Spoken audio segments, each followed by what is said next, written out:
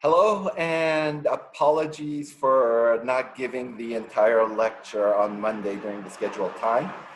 It took a while because to adapt a midterm that I've been giving for years, not only for take home, but also modifying it to make sure you pass, because it's hard, it's like kind of flying without radar. I'm not, usually I base the midterm on what students are getting in class, what concepts they're getting. And also, of course, trying to make the midterm less hard than I would give in class. Now, of course, the good news is the midterm is open book, but I also wanted to reschedule it on a day where you were less busy. So having said that, look at the changes I have made.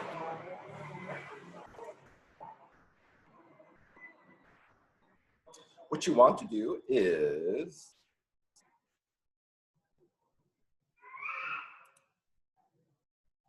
go to Cougar Courses, and you want to hit course material, syllabi, textbook, and study guide. And when you do that, you want to scroll down. And let me just do this. Let me just create. I am going to create a forum here. So if you have questions, let's just create it here just to make things easier. Questions on the midterm. Put some description here. Okay. So if you can ask here, then I can respond. Everyone benefits from the answer. If you want to establish a study group, you can also do it there. But so you want to scroll down and look at the syllabus with the date of today, September 30th. And you want to download it, re-download it, and look at the changes I made. And when you do that, what will you see? You want to scroll down. Everything else remains the same, except for, okay, so we're in week 5. We will be talking about gender in the age of the Islamic empires. I'll finish up that lecture. Then week 6 will be on Orientalism, from the harem to the belly dancer. So you would have that on Monday. And you want to re-download the readings because I made some modifications, both the primary and secondary sources for week 6, just in case you've already went ahead and downloaded it. The first midterm, instead of making it on a Monday, which I figured nothing ever good has happened on a Monday. When has ever that been uttered in the human race? Oh, a great thing happened to me on Monday. I changed it to, oh God, did I make another mistake? Okay, ignore this. I'm going to fix it again. It should read Friday, October 9th at noon. You'll get it. You'll turn it to me Saturday, October 10th. Because I just assume Fridays you have less classes, and then maybe Saturday morning you could work on it. And then I made the changes for take-home exercise 2, midterm 2 will be on Friday, November 6th. Okay, at least here I got the date right. So look where it says evaluation, and I even highlighted it in yellow. You'll have 24 hours to do the assignment. It is open book. You will type your answers in the document I send you.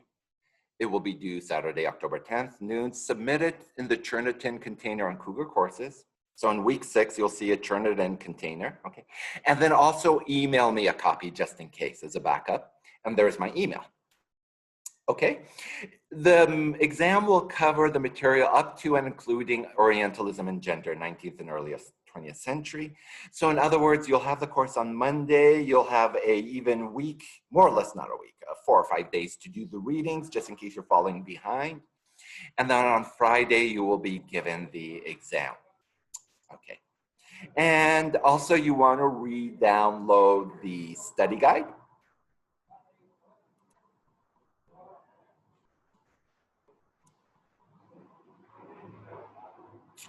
Where I have the dates as well. Okay, just the same direction, so you get it from 2 sources. And I've discussed the study guide, but as we go forward, I'm going to help you prep for these exercises, these take-home exercises. Okay, So let's continue, if you don't mind.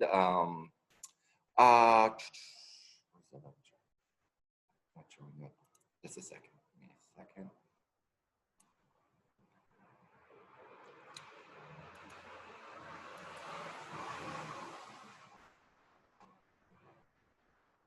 Okay, hopefully it'll show up now. I'll just do this screen. Okay. So here we are looking at gender in the age of Islamic empires. Why are you not going full screen? There we go. Okay. The period from the 700s to the 1500s. And who are the prominent figures we'll be talking about? Or figures or periods? We'll be talking about the Queen Kahina, the life of a mystic, Rabia Basri, and then major dates we'll be talking about the Abbasid Empire, what happens in between the Abbasid Empire, a series of episodes called the Crusades, and then a famous Crusader era queen, and then the life of another prominent queen, Razia Sultan. Okay. So,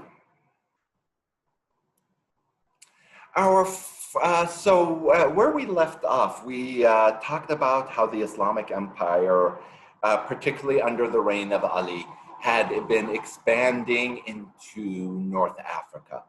There, the Muslim armies, so the Muslim armies were having a string of victories. They defeated the superpowers of its time, one being the Byzantine Empire.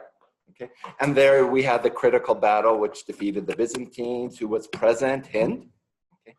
And then we also had the defeat of the Persian Empire at the Battle of Qadisiyah. There we had another prominent woman, Khansa, the poet. As the Muslim armies entered North Africa, in other words, both those battles, generals, armies of the superpower, and they were defeated. One of the most problematic encounters the Muslim armies had was with a female general. Think of the version of General Organa, if you're a geek like me. Okay. Princess Leia, in other words. Kahina. And Kahina is what the Muslims called her. Because Kahina is an Arabic name, meaning the sorceress. Okay. We're not sure what her original name is, but who would she be leading? A group of peoples that we call the Berbers. Now, who are the Berbers? The Berbers are a Semitic peoples related to the Arabs, but they have their own unique language. This painting is a stylized romantic painting of a kahina. This is what we call popular historical memory. It is from a period of art known as the Orientalist period. And we're going to be discussing what makes Orientalism in detail next week, okay?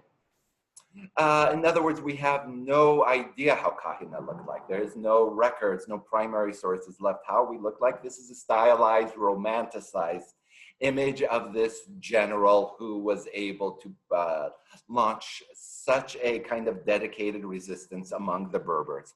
In other words, she wouldn't be a Muslim. Of course, what kind of religions did the Berbers practice? Well, a variety. The Romans were had ruled the Berbers. We know of two famous Berber Christians. One is named, well, we call him a saint today, Saint Augustine, as well as his Christian mother, Monica. Monica is a Berber name. In other words, it's an ancient Semitic, almost Arabic-like name. And why is she called Saint Monica? Because she was one of the early Christians, mother to Saint Augustine. So, in other words, Kahina is a good example of a general queen who remained in our popular historical imagination, particularly for the Berbers in modern-day North Africa. This is what the Berber language would look like. Most Berbers would use Arabic or Latin letters because most speak French due to colonialism. This is an attempt to revive the Berber language. So here we see a kind of depiction of Queen Kahina on the left. Okay. Kabyle village, this is in modern day Algeria, where there's a good number of Berbers concentrated. This is another Algerian village, and this is an example of Algerian popular historical memory. Now, most Algerians are Muslims today. A good number of them are Berber. Even though they're Muslim, they still honor Kahina as a female heroine, just like another country, Syria, honors the pre-Islamic Zenobia as a heroine. And of course, where is this image coming from? From International Women's Day. That's where I got the site. This is another examples of what we call popular historical memory, a very romanticized image of how Kahina looked like going into battle. None of this would be at all correct. This is more going into the realm of popular historical memory and fantasy. There's no record of body armor looking like this, nor horses being decked with body armor. In fact, she probably most likely used a camel going into battle. Those were the tanks of the desert of the Berbers. Now making Kahina more kind of African in appearance. In other words, being reinvented as a African queen. And for all intents and purposes, Berbers are mixed. They could look European, and some Berbers would look 100% African. A famous African Berber tribe is known as the Tuareg. And in the case of popular historical memory, Volkswagen named this SUV after that tribe. And they look what we could say entirely African. They don't, the Berbers don't correspond to a particular race. They could go from looking African to very European.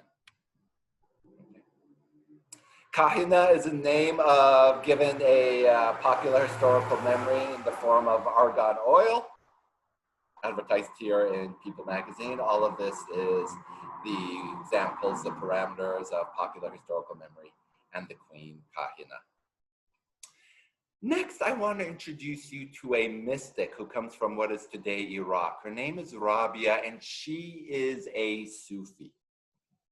Why is she important for Islamic history? And here we have a primary source of a prayer that introduces the notion of divine love. What do we mean by divine love?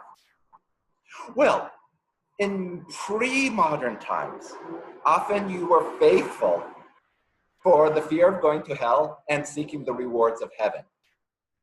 What is divine love? And this is very much a concept found amongst the Sufis, is the notion of worshiping God for the sake of love without the fear of or the rewards of heaven and hell. In other words, you form a relationship with God because one must love God as God is love. So with the purpose of kind of giving more Muslim women voices, before I gave you the voice of a female historian named Bethany, who was interviewing Muslim scholars, I am going to do the same, giving you a link, or let's go to a video by a Muslim woman about the life of Rabia Basri.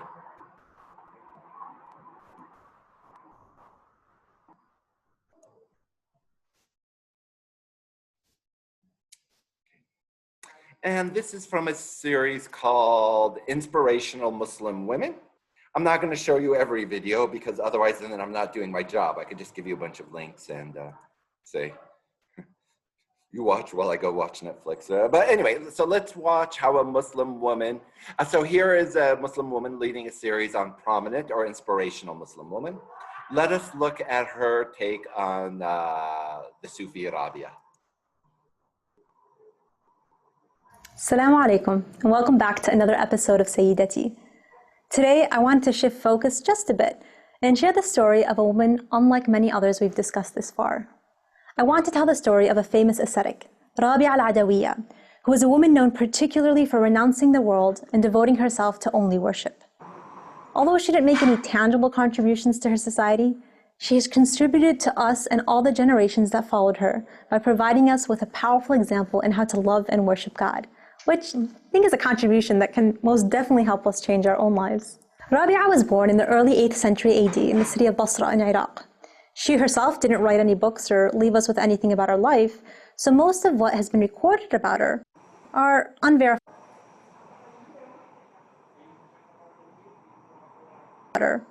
unverifiable stories. Despite that, a lot of what we do know about her might not be historically or entirely true. The impressions she leaves are still a great reminder of the need to refocus our life for the worship of God and to reflect on the shortness of this life so that we take advantage of our time and do as much as we can to develop personally and to contribute to our society. The well-known tale of Rabi'a's childhood was narrated along these lines. She grew up in a very poor family and lost both parents when she was still a child. Later in her life, when she was out alone as a young orphan girl, she was kidnapped by a stranger and sold into slavery. She was quickly bought and then forced to work laboriously. In order to maintain her relationship with God, she would fast all day and spend the night in prayer. As the story goes, one night her master woke up from his sleep and looked out through his bedroom window, where he saw Rabi'a in sujood, or prostration, making dua and pleading, Ya Allah, O God, you know that what my heart desires aligns with your commands, and that the light of my eye is in serving you. If I had the choice, I wouldn't resist even an hour from serving you, but you have set me under the hand of this creature, referring to her master. When her master overheard her litany and saw the light that was radiating around her and throughout her entire room, he was in awe and summoned Rabi'a in the early morning to set her free. A few centuries after her death, Rabi'a's thoughts and experiences were reflected upon by none other than Imam al-Ghazali in his well-known compendium, Ihya Ulumuddin, the revival of the Islamic sciences. In addition to citing some of her famous poetic verses, Ghazali quotes the answer she gave when she was asked about paradise. She replied by saying, first the neighbor, then the house, meaning that what she desired was not the delights of paradise, but the Lord of paradise himself. Her aim was to primarily please her Lord and worship him in this world for the sake of his pleasure alone, rather than solely aiming for the pleasures Allah subhanahu wa ta'ala has promised us in paradise. This is the example of Rabi'a al-Adawiyya, a woman who has been recorded in history as a leader and exemplar of asceticism and closeness to God. Her love for God alone created a doctrine of selfless love that countless others have followed by worshiping and fearing God solely for his pleasure. She demonstrated that it's not enough to fulfill our ritual requirements, like salah, by robotically going through the various actions. Rather, she emphasized the importance and necessity of praying to Allah with the same khushu' and concentration as the Prophet ﷺ, to pray out of entire love and fear of God, and not simply to pray out of obligation. Although I and many others might not be at that stage in our life in which our actions are entirely governed by the pleasure of God, but we can reflect on the life of this woman who devoted every ounce of her conscience out of love for Allah. We need to remember and reflect on the shortness of this life. What always helps me to try and push myself harder is thinking about the Day of Judgment. I see myself standing among the dense and hot crowd, waiting to be called upon to be held accountable for my actions. And I imagine the moment that I have to stand before Allah subhanahu wa ta'ala, and my life is replayed right before my eyes. And I'll see my friends, myself going out with my friends, hanging out with family, eating, studying, and all the other things, ordinary stuff I used to do. And I think of that moment and how I'll be there watching it all flash before my eyes as I think to myself, if only I got up at that moment after dinner and prayed 2 rak'ahs. If only as I sat among my friends I made istighfar under my breath. If only as I was studying I consciously renewed my intention to learn for the sake of Allah subhanahu wa ta'ala. But on the Day of Judgment, it'll be too. Okay, so you get the idea. This is kind of the equivalent of what we would call Bible study. It's just online, and it's, of course, Quran study. Now, of course, I just wanted to give you a woman's take on a prominent Muslim woman in Islamic history.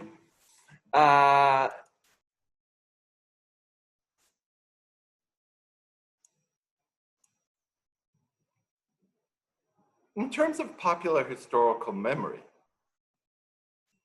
here we have a series, it's an online series called Sufi Comics, okay, where even the life of Rabia is put to a series being serialized, if you will, in comic book format. Read this on your own. Okay.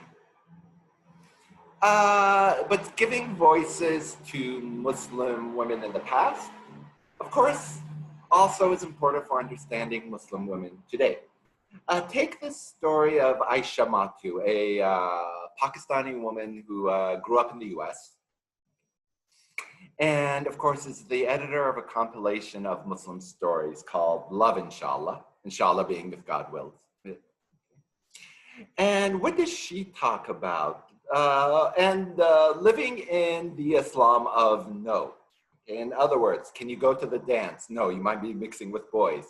Can you wear this particular outfit? Imagine a father saying no. And then who is the person, she says, that serves as kind of an inspiration to a loving God, a joyful Islam? Well, Rabia. Rabia here comes as one of her inspiration. The three other Sufis are men, but at least amongst this kind of four Sufis, you see the progenitor in this order. Rabia was one of the earliest.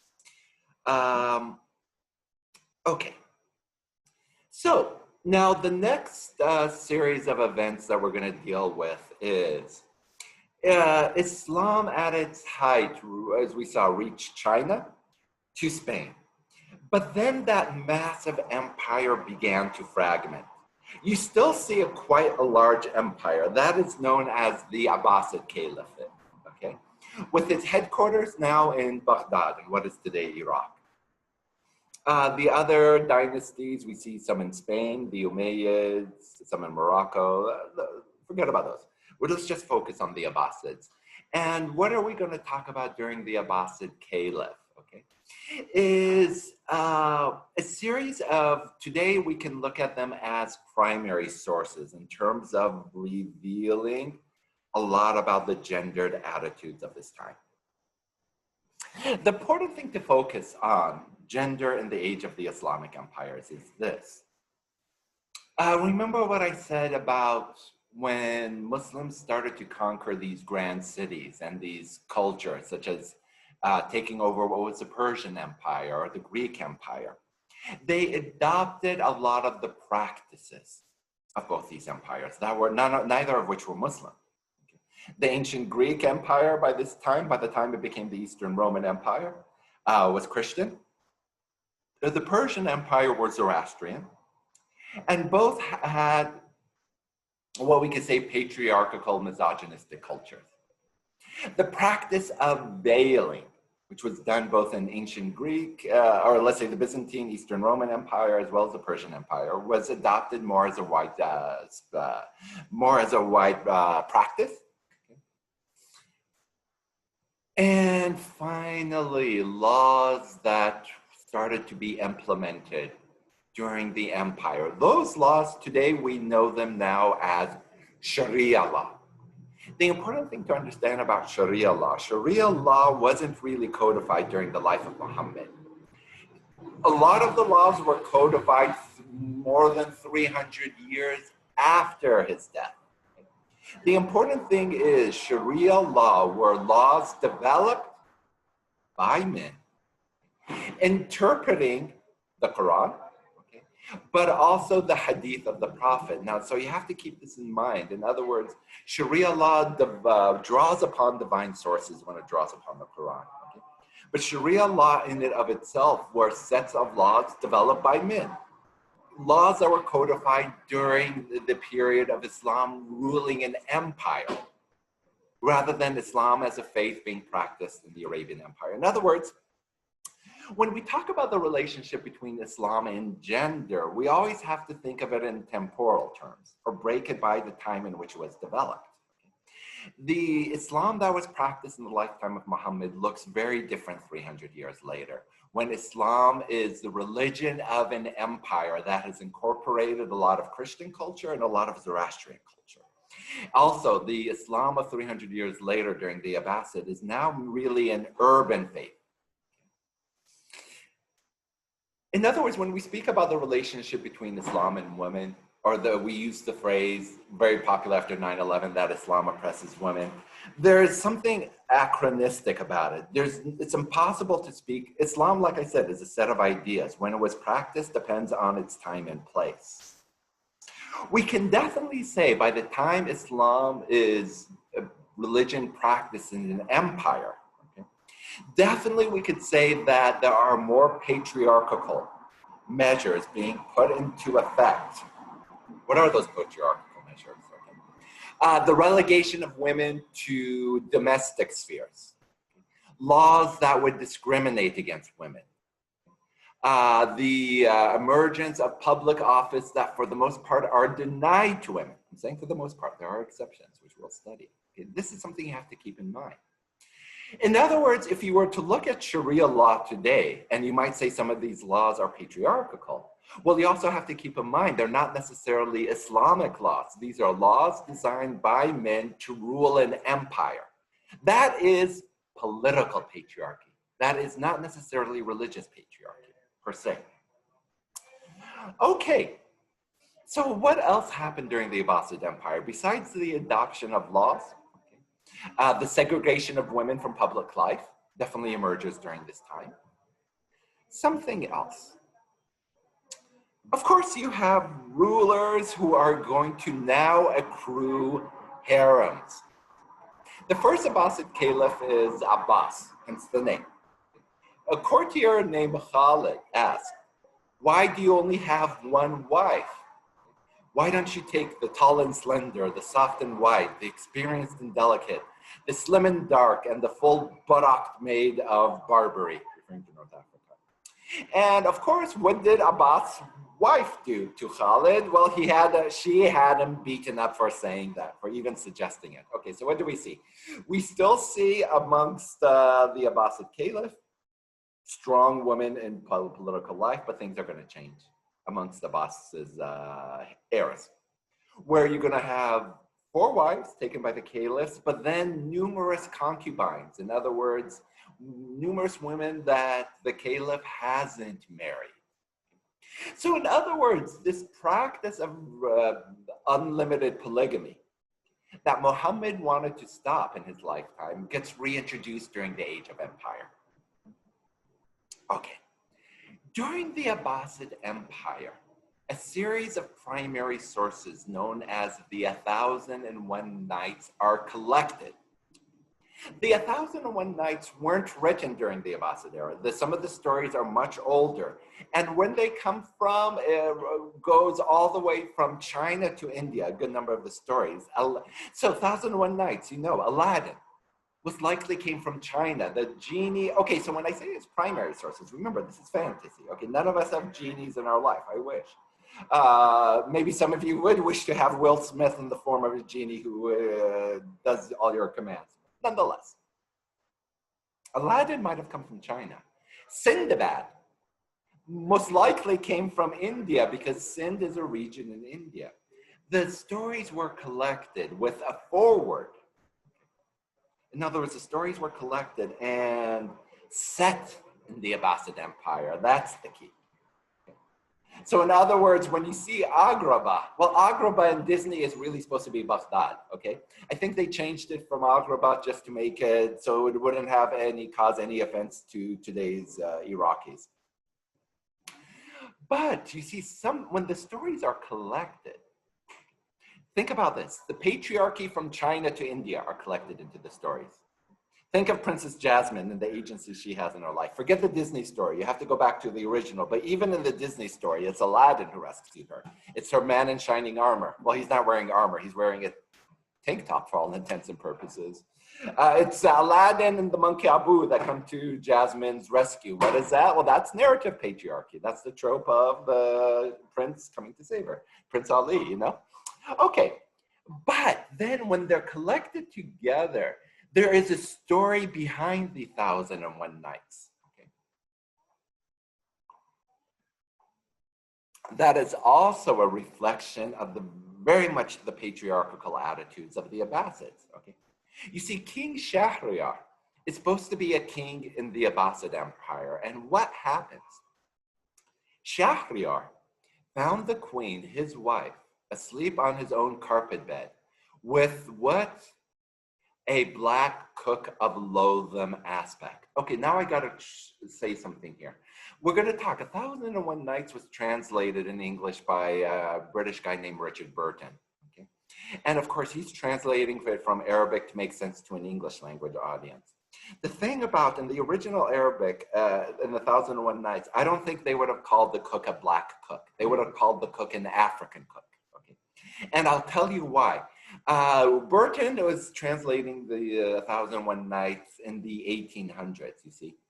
The idea, this whole notion of calling people white, black, let's not forget the other colors, yellow and red, That's a modern European habit that really began in the 1700s. Okay, that's a modern. Okay, so in other words, what do you see in this primary source? That's modern racism. When you call masses of people black, even though they have a variety of skin colors, when you call a mass of people of white, even though when they have a variety of skin colors, and you know, it's not really white. Okay, not the color of Xerox paper, right? Or when you call Asians yellow, not a single one of them is yellow unless they get jaundice, and all of us can get jaundice where our skin turns yellow and we have to go to the emergency room, okay? Neither are Native Americans, quote unquote, red. That's a modern system, calling these people these categories. And what makes that modern racism? Well, the Europeans who developed that system, it was a Swedish guy who actually did it. So Sweden is the land of ABBA, Volvo, IKEA, and modern racism. You see, why is that modern racism? Because from that point onwards, we categorized masses of people into these four colors, right? And there was something also modern about that. The people who made that system were saying what? Think of what the word racism, what does it mean? Literally, what is a race? A race is a competition. What do you need in a competition? A winner and a loser. So think of the people who designed the system. What were they saying? They were saying this is a competition and one of these colors is going to come out on top. And that's, of course, the white race. Because what does the white race have control over? Well, the means of modernity. Mass factories, mass production, but also the production of weapons and ships that allowed the white person, the white race to conquer red, yellow, and black peoples. Anyhow, so the wife was sleeping with this dirty African cook. Like Chef in South Park. I just came up with that. I don't know if any of you have seen South Park, but if you want to talk about racial anxieties and Chef, there was one whole episode devoted to that. Anyway, let's skip Chef for a second. And if you don't get it, don't mind. Okay. What happened when Shahryar saw the queen with the African cook? Well, he drew his scimitar and cut the two in 4 pieces with a single blow. By the way, that's scientifically impossible, but this is fantasy. And how do I know that? Unfortunately, I lived in the Middle East where I've seen executions with swords. That's how I know it's scientifically impossible. That's Saudi Arabia, by the way, the country that still does this. And we'll talk about Saudi Arabia, but it's important because women get executed with beheadings with the sword. That's another story for the end of the semester. And then returned to his camp without anyone knowing what happened. Okay, where's the patriarchy in that now? Of course, there's nothing wrong with that. Oh, his wife is cheating? Chop her up. Remember the old ancient laws that said if a man catches a woman, his wife, sleeping with another man, he could kill both of them, there's no crime. That was in the BCs, right? So here we are in the 800s, 900s, 1000s, still okay. Still okay. In other words, that was a pre-Islamic law. Even in Islamic times, it was still allowed. But then what is the rest of the story? It goes as follows. Okay, oops, skip that. You see, the whole premise of 1001 Nights is King Shahryar, from that point onwards, could never trust a woman. From that point onwards, a woman always had the possibility of sleeping with another man. So, because the king cannot trust a woman ever, what does he do? And look at the kind of the patriarchy embedded in the 1001 Nights. He marries a woman for a night and then executes her the next day because he can never trust a woman to be faithful. This is a horrid backstory for a lot of these. Leave Disney to take Aladdin out of this kind of horrific story and make it into a film for kids and the family. But yeah, that's the background. So what happened? So the king is marrying a wife a day, killing her, so on and so forth, until he marries a woman named Shahrazad. And Shahrazad has to use a tactic to stay alive. And what is this tactic? Well, Shahrazad, every night, tells the king a story, King Shahryar's story, right? And the thing is, as morning comes, she will leave the story on a cliffhanger, very much like the way a Netflix series works. Okay. And thus, the king couldn't kill her because he wants to know how the story ends. And what would Shahrazad say? Okay, I'll tell you the story, of course, when we go to bed the following night. And that's it, because it's a bedtime story, right? And she does this for 1001 Nights. So you have to imagine, what is Aladdin? It's a story Shahrazad is telling Shahryar to stay alive. And she doesn't tell the story one night. No, she elongates each story. When Aladdin is finished, she'll tell the story of Sinbad, so on and so forth. And of course, then within each story, Shahrazad says, of course, there's plenty of patriarchy there, because what did I say? These stories are collected from other patriarchal societies. Anyway, upon the 1001st night, Shahryar finally learns and says, you know what, I could trust this woman. Well, I hope so. After 1001 Nights, how many years is that? Anyway, and he doesn't kill her and marries her. You see the lesson in all that? Or what is that lesson it's telling? Or kind of how does that reveal patriarchal attitudes of the time? I mentioned Richard Burton, okay, who translated the story. Now think of Burton living when? Well, I mean, so here's now the funny thing is, the person who translates these stories to an English-speaking audience is himself a patriarch, right? So if you're reading this, now you have to realize 1001 Nights was the #2 bestseller on Amazon of its time. Now we're talking about, of course, 1800s. There was no Amazon. But figure 1800s, Burton, Victorian times. And yeah, it was #2 seller. What was the #1 seller? The Bible. Okay, and when you're reading this in the English-speaking world, of course, you're reading it with Burton's footnotes. And look at the patriarchy. So in other words, you have 3 levels of patriarchy in the Arabian Nights. The meta-narrative, okay, of King Shahryar keeping Shahrazad alive. Okay. When I say a meta-narrative, that's a story about a story. Think The Princess Bride. And if any of you haven't watched that, watch it. Then you have each individual story. Okay, except instead of the Dread Pirate, it's a bunch of stories, right? Which has patriarchy. Then you have the translator's own patriarchy in the footnotes. Let's look at volume 1, page 6. And again, so imagine the story of Shahrazad, the queen who Shahryar first killed. And look at the justification he puts of the first story. Debauched women prefer Negroes, and again, think Victorian times, modern racism, on account of the size of their parts. I measured one man in Somaliland who numbered nearly 6 inches. That is a characteristic of the Negro race and of African animals. Look at that. You can't get more modern racism than that. And then, you could read this on your own. I don't need to read this, but this whole language, Negro, partly whitewash, you just have to realize that's modern racism. For most, and it's very European racism, okay? And then you see all this talk of women's enjoyment. We'll take his women folk to Zanzibar, by the way, where my dad's from. Yeah, okay, but you get the idea. I mean, where you have a kind of now all the various levels of patriarchy. If we look at the levels, well, there you have it. Societal, narrative, linguistic, all in 1001 Nights, all the levels of patriarchy. And then also level of modernity. And then keep in mind, if I said this book is the bestseller, what does that mean? It's a mass-published book, which makes it a modern version of the pre-modern, probably oral folk tales that were told, that were finally compiled under the Abbasid rule. So you notice now, what direction are we going in this class?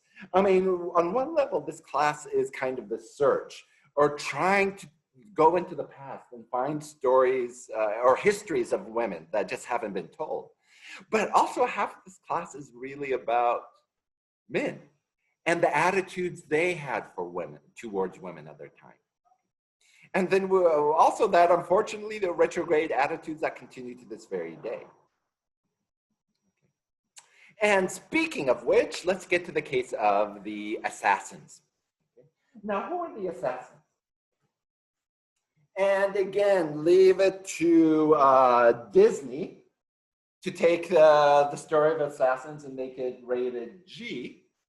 The assassins were well, for all intents and purposes, if I kind of put it succinctly, we can call them a cult of assassins. Does that sound familiar? Well, of course, the whole franchise Assassin's Creed is based on this historical episode.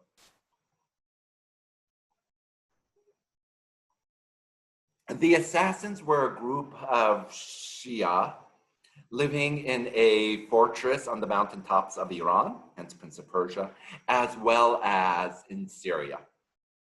And basically, like I said, this is not a class on history or what is men's history, basically, because this gets a lot of attention in Middle Eastern history. But yeah, they were a group of assassins. Nobody was safe from any of the high top leaders of the time could be assassinated by this group. And what was their secret to their success? Using long-term sleeper agents. I shouldn't, because then you might think in James Bond, because he was the ultimate sleeper agent. Not James Bond style. In other words, they would recruit young boys into their cause, and then basically set them off into the world and say, join the bodyguard corps, the Secret Service of the time, if you will, of the various rulers that we are opposed to. So these were like long-term assassinations. And then in 30 years, these young boys who are now grown men and bodyguards of the various leaders, they would be given a secret sign that it's your time now to kill your boss. And you can imagine, just to give you a hypothetical example, imagine one day we read the newspaper and Donald Trump, Mike Pence, and Nancy Pelosi have been killed by the Secret Service. What would that mean for the government of the US? It would collapse. And I'm not being partisan because we killed off Nancy and Trump. So we're very politically correct. I'm not sure if that's the word I'm looking for, but imagine what would have happened. That would almost lead to the collapse of the United States, right? That's what the assassins would do. And sure, it was very tactics. Empires, one of the greatest empires of the time, post the one that replaced the Abbasids, just collapsed within a day because, yeah, all the leaders of the empire, the Sultan, the king, his son, the heir, and the prime minister, all their bodyguards were secret members of the assassins. Anyhow, what does this have to do with gender? Well, I'll show you. First of all, that story, of course, if talk about popular historical memory, never mind Assassin's Creed, the story of the assassins filled the imagination of Europeans for centuries, thanks to one European who popularized their history, and that European was a traveler named Marco Polo. It's Marco Polo who brings back the tale of the assassins to Europe during his journey. And from that point onwards, without Marco Polo, we might have never had Assassin's Creed. This is a stylized image of their impenetrable castle. The gender comes here. This is a primary source from Marco Polo. Okay. In other words, remember I talked about young boys being recruited. Now, we're not sure, because there are no primary sources that told us how were these boys recruited. We don't have primary sources. When Marco Polo was traveling through Iran, the assassin castle had been destroyed by one army that no army could really ever defeat in battle.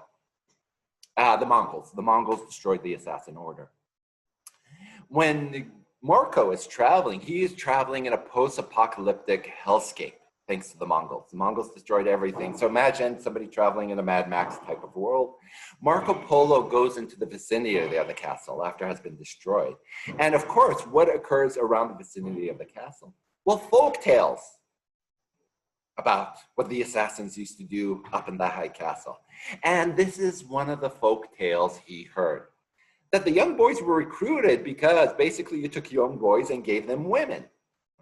Now here he uses the language damsels. In other words, these young boys were taken into a garden and drugged.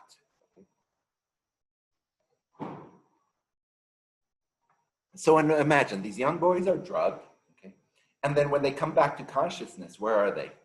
Well, they wake up in this beautiful garden, and who's there? Well, all these women. And what do these women do? Well, you put two and two together, okay? Then what would happen? These young boys would be drugged again, taken out of the garden, wake up in this bare, austere room. And then the old man was the leader of the assassins, and he would tell the young boys, what you experienced was a taste of heaven. You guys were in heaven for just a few days, and then you came back to earth. If you want to go back to heaven, this is the mission you have to accomplish. Because these assassins, they would be killed on the spot after successfully completing their mission. But basically, they were fine with it because this would be their chance to go back to heaven, the heaven that they experienced in the castle. Okay, this is the rated G version that we owe to Marco Polo, right? Look at popular historical memory. Badassoftheweek.com. Hassan al-Sabah was the name of the old man of the mountain, the one who ran the cult, okay? Not such a politically correct website. And if you look from the primary source that we get from Marco Polo. And remember, for him, it's a primary source. Yeah, but it's hearsay, right? The primary source he collects is a folktale that had been circulating for probably years, if not decades, after the assassins had been eliminated. So let's look how a primary source travels. Look at the badassoftheweek.com, which is popular historical memory, right? Look at the description now of the women in the castle who were entertaining these boys, okay? And then can you see what makes this so popular in terms of our popular historical memory? What does this story include? Sex, drugs, and violence. And that's how popular historical memory works. Include all three, you're gonna stick in the memory, okay? Vikings, just the violence, stuck in our memory. Samurais, the same. Oh, here's just a little historical trivia. In the Arabic, those who consume hashish. Well, hashish is an Arabic word, but the plural of somebody who consumes hashish is a hashishiin. Now, if any of you speak Italian, you know in Italy they don't pronounce the H. So when Marco Polo heard hashishiin and wrote it down, how would he have written it? Assassine. And what word do we get from that? Assassin. That's where the word assassin comes from. Anyway, so we could just say this is the rated R version of Marco Polo's story. Of course, Badass of the Week, website run by a guy. He's making an effort. He does have some kind of female warriors on his website, but mostly guy stuff, yeah? And then let us look at the X-rated version, okay? And again, now, think of yourself this, okay? Now, again, whoever this guy is, Wes Moore, he is really horny. That goes without a saying, but why is this important? Because, again, now, this is all in his imagination. Look at the word hoorties he's using. The hoorties is when we mistranslate that as the 72 virgins that we talked about earlier, right? And that's why this is important. That's why we have to think, again, how this is gendered. Sorry, I'm just closing my window. We have to think again from a gendered perspective that whether it's post 9/11 or the medieval assassins, see, the stuff that gets remembered in popular culture is really the stuff that men fantasize about. Why does that trope of the 72 virgins come up? Why is Wes Moore talking about this on his website a little bit before 9/11? Well, you see, it's about what kind of fascinates men when they think about the past, or in the case of the present. Even though Al-Qaeda is reviled as a terrorist group, that 72 hoorties part, that's the original translation. Sticks in our memories. When I say our memories, the mankind's memory. Okay. Next occurs a series of battles known as the Crusades.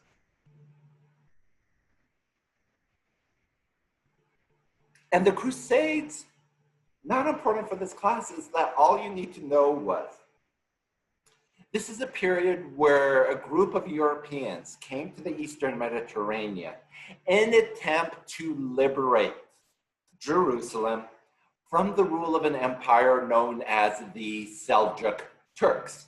Okay.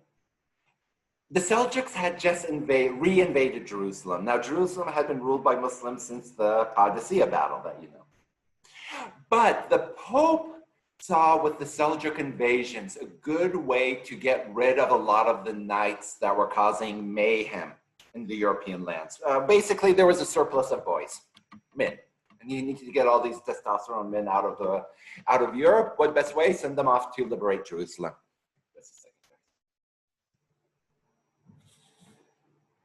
Okay, so now what we have here in a primary source is an example of a culture clash.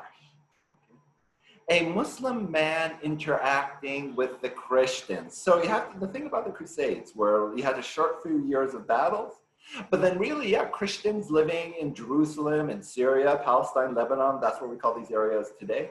And more or less interacting and culture clash, learning from each other, learning each other languages, forming friendships, okay. The following primary source is written by a Syrian who is so shocked about some of the European habits. What's happening by the 1100s, in other words?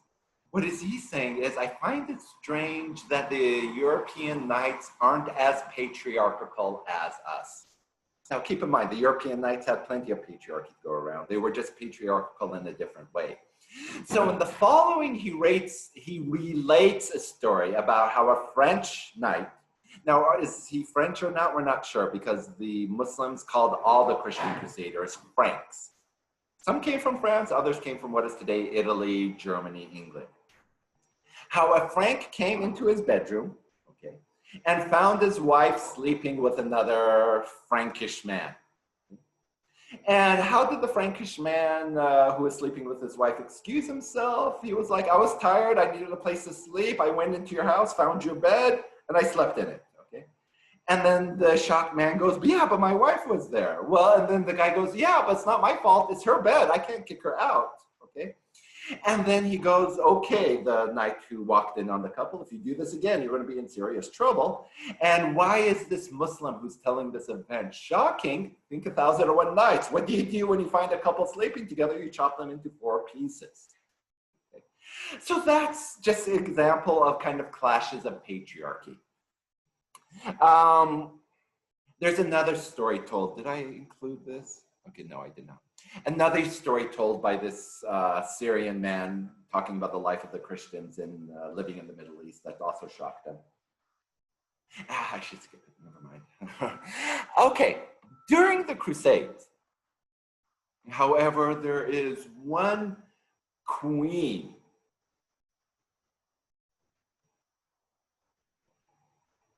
who is noteworthy. And how do we know when queens ruled? Well, usually we have the histories, right? Usually written by men. But we also have archaeology. And when archaeologists find a coin like this with the name of a queen on it, that's huge. That means, you see, because sometimes you have like a king who is like drunk and can't even rule, and then you have a queen ruling behind the scenes, right? However, when a queen issues her own coinage, this is basically her saying, I am the sole point of authority. And one of these queens was named Arwa, and she ruled in what is today Yemen. Now I'm gonna go back and show you another video about her life from the same person, and I hope this person isn't too preachy again. You can see even us Muslims get tired of kind of Flanders. She's like a Flanders, you know. Oh, you probably don't even get this if you haven't watched The Simpsons. Yeah, I watched a lot of TV when I was a kid, God. amazing how my brain didn't fry. Okay, so let's hear her tell us about the story of Arwa. She was born in Haraz near Sana'a. Okay. Assalamu alaikum and welcome back to Sayyidati. Today we'll discuss the legacy of Arwa bint Ahmed al-Sulayhiyya, the Fatimid ruler of Yemen. She was born in Haraz near Sana'a in 1048 AD. At the time, her uncle was the ruler of the Sulayhid Empire under the Fatimid dynasty. And since she was orphaned at a young age, she was brought up by her uncle's wife, Asma bint Shihab. Now let me take a moment here to quickly describe this aunt, Asma. When her husband, Ali, who was the ruler, was eventually murdered, she spent 2 years as a prisoner and then finally rose to become Queen of Yemen and ruled for 2 decades. She was successful in promoting the economic and social well-being of her people, constructing roads and gardens, and avoiding military conflict through skillful diplomacy. And she was particularly known for always keeping her promises. Now that we've got that established, let's turn back to our main character, Arwa bint Ahmed. So, as I mentioned earlier, she was educated and trained by Asma, who would actually become her mother-in-law after Arwa married her cousin, Ahmed al-Mukarram, in 1066. After the ruler Ali died, his son Ahmed inherited the dynasty. But Ahmed, Arwa's husband, suffered from facial paralysis and withdrew from public life and handed over his authority to Arwa. Arwa eventually lived to be 90 years old, spending over 7 years of that time as the direct ruler of Yemen. She built countless schools and mosques and even improved road infrastructure. She shifted the focus of the country from arms to agriculture and thus improving the economy, and also moved the capital from Sana'a to the Jibla and turned her palace into a mosque. Although she wasn't the first female monarch in the Muslim world, she and her aunt Asma were the only rulers in Arab lands to have their names mentioned during the khutbahs, which was a common sign throughout Islamic dynasties that signified the authority of the ruler. Furthermore, when the Abbasid Caliph... A khutbah is a sermon. Yeah, keep in mind it's using a lot of Arabic words with the assumption that her audience is Muslim, but you get the gist. Yeah? If Al-Muntasir sent letters to Yemen, he directly addressed them in her name. There was no question of her rulership. Arwa bint Ahmed is still recalled fondly in Yemen, and the mosques she had constructed remain until this day. There's also been a university and museum built in her name. She's known as a Sayyid al-Malik al-Hurra, or the noble queen, and even referred to as the second queen of Sheba, after the famous Queen of Sheba, or Bilqis, whose story is narrated in the Quran. What I love about the story of Arwa and so many of the princesses and sultanas throughout Islamic history was their patronage to their communities. As a queen and leader of her dominion, Arwa had the capability to do so much around her, but she prioritized building places for worship and education. She understood that only by promoting proper knowledge and worship of Allah subhanahu wa ta'ala could her community flourish. And flourish it did. May Allah subhanahu wa ta'ala grant us the wisdom and leadership of both the Queen of Sheba and Queen Arwa.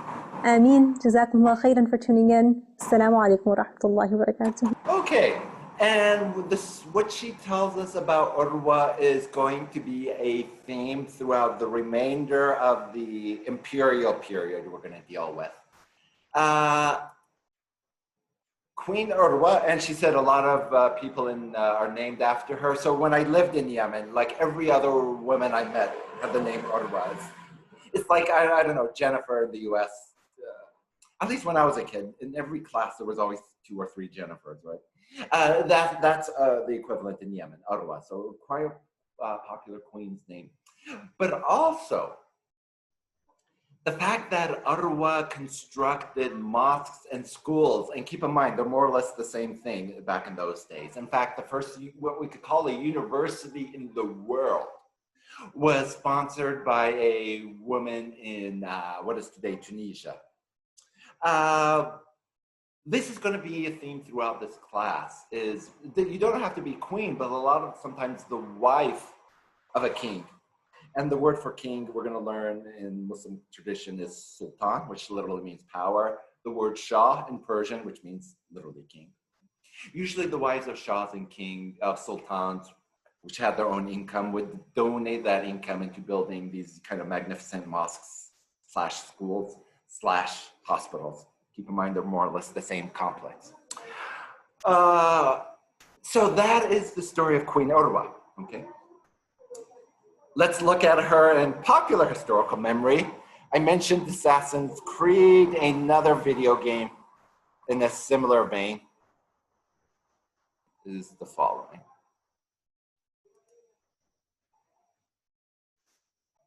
Okay. We'll just look at it a little bit. Oh wait, shoot, did I close it? Oh. Maybe I did. Let's...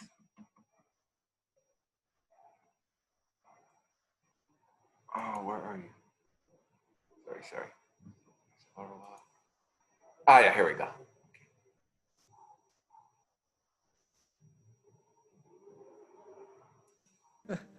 And Sultana Arva.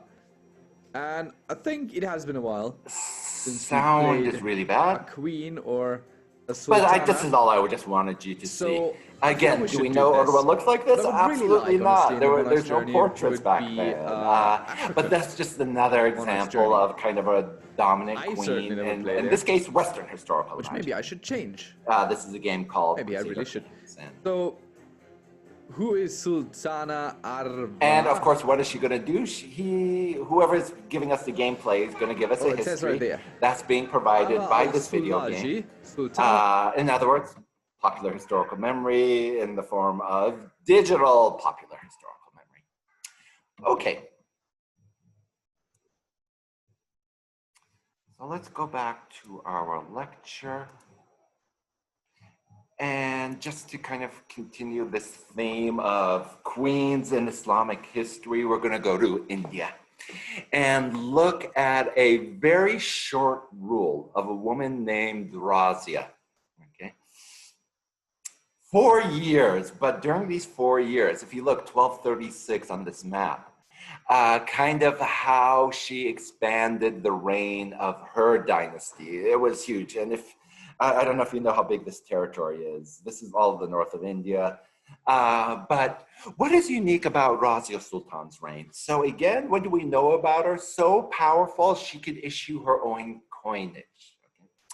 But not only that, chose to her husband, of not dynastic blood, but a former slave from Ethiopia was her husband, okay?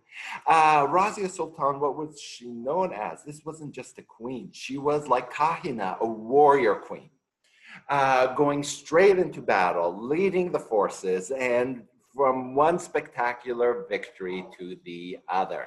Okay? Besides a warrior, she was a patron of the arts, financing again schools, giving money so that Muslims could go on the pilgrimage to Mecca. And of course, for modern day India, a huge focus of popular historical memory. So here we see here, this is from, again, popular historical memory in terms of in cinema. So we could see 50s, 60s, 70s.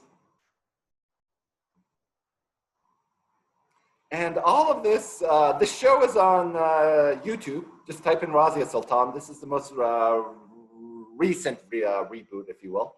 If you could speak Hindi, okay, good. I was going to show parts of it, but it doesn't have the subtitles. I promise. So yeah, if you could speak Hindi or Urdu, you could watch it. It's not Bollywood. They're not going to start dancing all of a sudden. But here another example of kind of a glorious queen who is again memorialized in the Muslim world. And what does this tell us? In the Muslim world, the stories of queens are circulated, not just for women to watch, but men watch these shows too. And we have to realize men most likely produce series like this. So whether it's the pre-Islamic queen Zenobia, where we see kind of, of course, that's the state using a female figure for their own purposes, but this is now just kind of entertainment, where it's not necessarily patriarchy at all. This is a woman. This is basically a TV series about a matriarch, if you will. That's the story of Razia Sultan. And this is the fascinating part. She refused to go by Sultana. In other words, she rejected the linguistic narratives of its time. Because technically, now, I mean, we have to realize there's still some patriarchy in a good number of the queen's story, whether it's Arwa or Razia, and that they took over after their husbands died. So we have to realize it's not that women could come to power because they inherited it. It's not like Queen Elizabeth, and keep in mind, that's 1500s, and that was, of course, an entirely different issue that caused its own patriarchal problems. Can a woman rule? And then, ironically, Queen Elizabeth gave England its most glorious age. It's the same with that. It's not, no, women didn't inherit the throne. Okay? But in circumstances where their husbands died, and they had accrued enough power, in other words, Razia and Arwa were shrewd enough to leverage power to allow themselves to rule. So it's kind of ruling by default, but it still required kind of political acumen on behalf of the queens. Now, in these cases, Razia Sultan refused to be called Sultana because that's what usually the queen was called. King, Sultan, Queen, Sultana. And that was kind of a demonstration that even Razia in the 1200s knew about linguistic patriarchy. To enhance her power, she dropped the feminine from Sultan. Nonetheless, what other elements of patriarchy here? So now we go to the other level, deducing patriarchy from what men have left us. Poetry, look at this. Ferdowsi, one of the most celebrated Persian poets. Okay? If you wish to praise a woman, praise dogs instead. You could read these on your own, but I mean, the patriarchy here is pretty straightforward. Narrative patriarchy, societal, linguistic. Some things do get lost in translation. This would be beautiful Persian poetry were it not for its content. So here we go. There's Ferdowsi. Khagani, another famous Persian poet. Saadi, another famous Persian poet. So you can see all examples of the kind of societal, cultural, narrative patriarchy in what is Persia's highest art form. And then another famous Persian, Azerbaijani poet at the same time. They're more or less the same area. Azerbaijan probably you haven't heard about unless you're watching the news or unless you're Armenia. Anyway, poetry, domestic abuse, domestic violence in meter, rhyming in Persian poetry. Okay, so there we go. So in other words, we have these stories of kind of powerful matriarchs, but then of course we have this story of a kind of embedded patriarchy during these times as well. And here, if you just want to know an anecdote, I have Middle Eastern men who see these, and basically I am attacking, you don't understand how powerful poetry is in Middle Eastern culture. I am attacking their equivalent of superheroes, like their equivalent of Spider-Man or Batman, right? And they go complain to their dads, and their dad says, this can't be true. We have to research this. Okay, there you go. Okay, what about a linguistic narrative of patriarchy in the 1300s? All of these were terms for women as of the 1300s.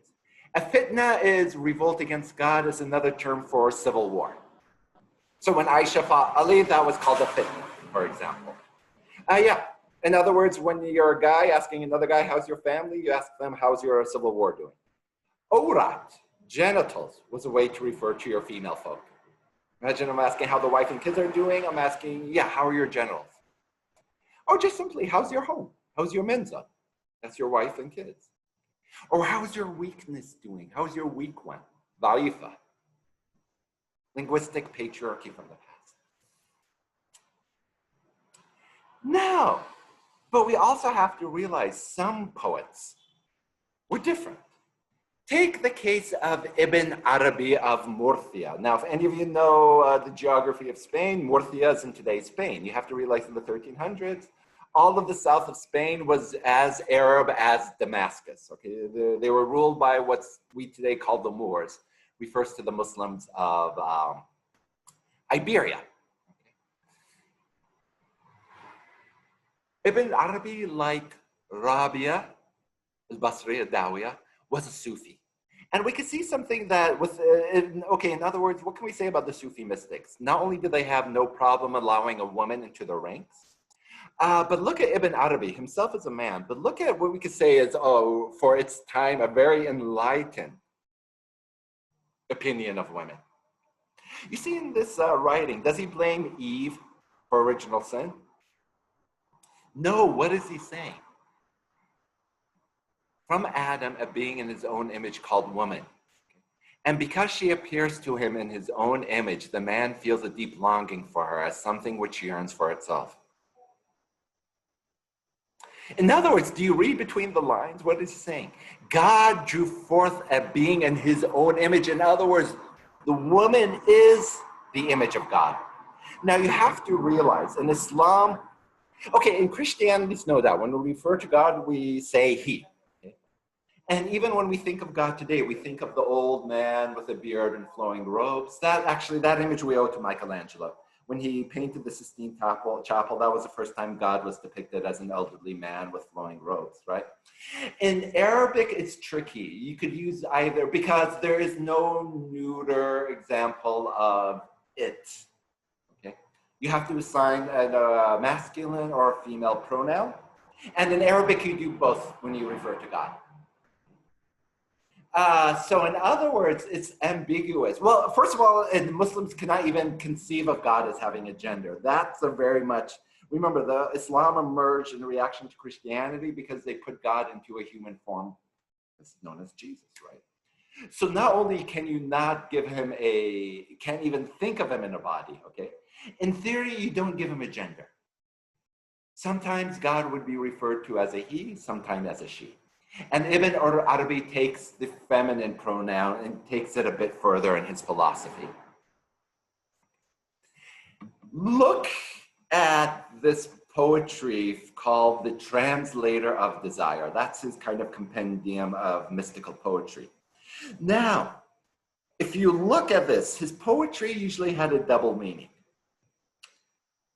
This seems like a poet written by Ibn Arabi, a man, for a woman he loves intensely. And on one level, it could be a woman he loves intensely. But then on another level, any Sufi knows how to read between the lines. Because you're not just writing about a woman, you have to read the double meaning. Every her, read her, that's all a reference. Her desire means love fever, separation kills. This is all finding her. That's all a reference to God. And what are Sufis meant to do is through mysticism and meditation, they achieve a union with God. No one blames me for wanting her. Well, that's the divine feminine. The her is God. I love her beauty wherever she churns. Okay. And in this case, it's believed he was in love with a woman. But at the same time, it's not that you just write, love poetry. Any Sufi, when they write about love in this kind of sense, is talking about the divine. And in this case, the divine is the divine feminine. So here we are now where we have this Arab Spanish poet that in the Sufi tradition is referring to the divine feminine. Okay, that ends our lecture, and we just have one more part to finish up the Ottoman Empire. Another empire.